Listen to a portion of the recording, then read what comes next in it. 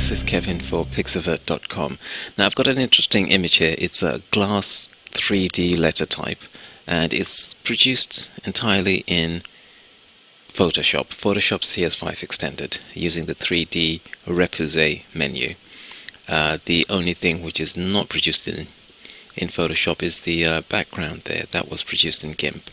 But what I want to do is to show you the process of creating this. It's actually very simple, but with the 3D rendering it can take a bit of time, but you can walk away from your computer and let the computer render. So basically, let me show you the original image. Let me get rid of that background, and I'm just going to switch off some of these 3D layers.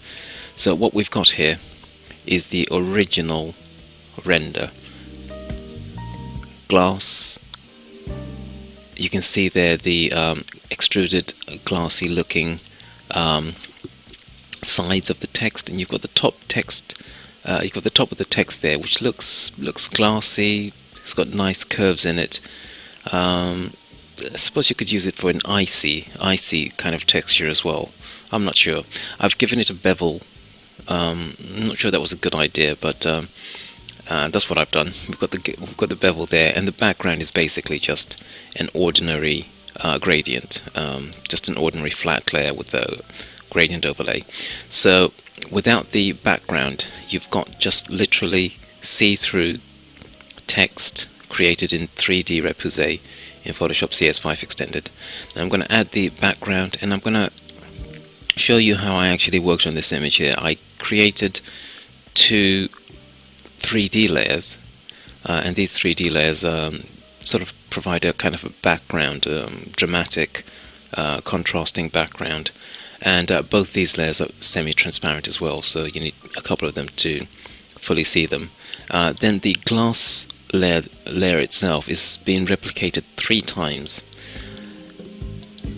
and as you can see, if I turn on the other 2 layers, those are all on normal. Those are not on any kind of special layer mode. Those are all on normal, and because they're partly transparent, adding more and more of them actually adds to the effect and the body of the text.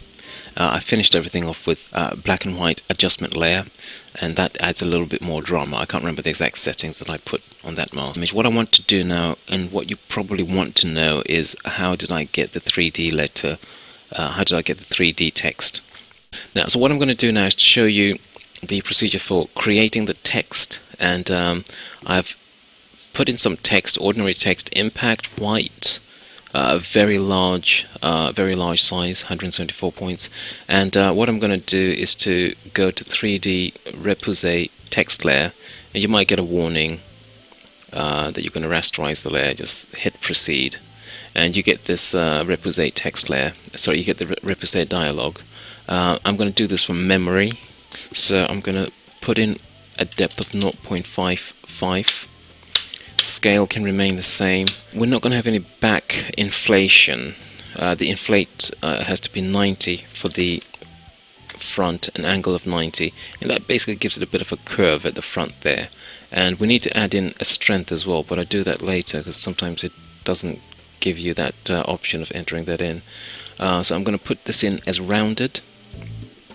This is the front bevel. There will be no back bevel.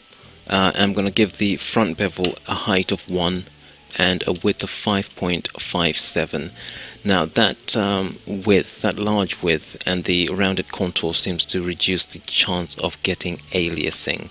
Now, as you can see, the text there looks, the mesh looks quite similar to what we've got in the background. But what I need to do now is to increase the strength of the inflation, and we're only inflating the front, and that will give us that sort of contour at the front that we've got in the original image.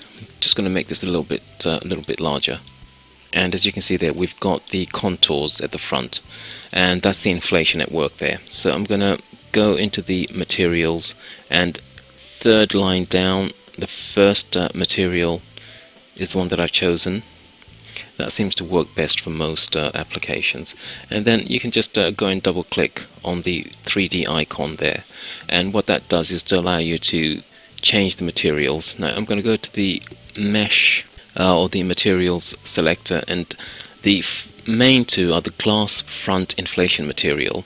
The opacity needs to be dropped right down, and the reflection needs to be brought right up, maybe to around 85%, opacity around 15%. Specular can be brought all the way up to white, and refraction, I'm not going to do it that way. I'm going to enter it about 2.23. I can't remember the exact settings, but basically around 2.5, a very large refraction, and that gives us that glassy feel. Playing around with the gloss can be helpful as well. Might want to increase the gloss. And again, for the extrusion, you need very similar settings.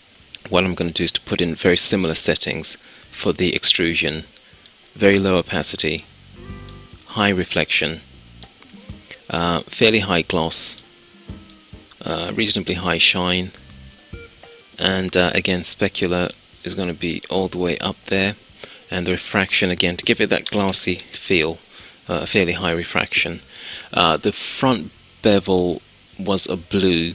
Don't know why I chose blue, but it was a sort of blue color. And again, specular needs to be white just to give it those highlights. Fairly high gloss, a high reflection, but we're keeping a very high opacity there.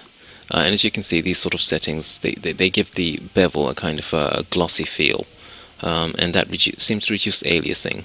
Might reduce the reflection just a little bit. The back bevel, we're just going to reduce that to 0 opacity because we don't really need that. And the back inflation color, what I did there was something experimental. I chose a kind of deep red color, and then I put in an illumination. Very difficult to see what that actually rendered as in the final image. But yeah, high reflection, high illumination, high gloss.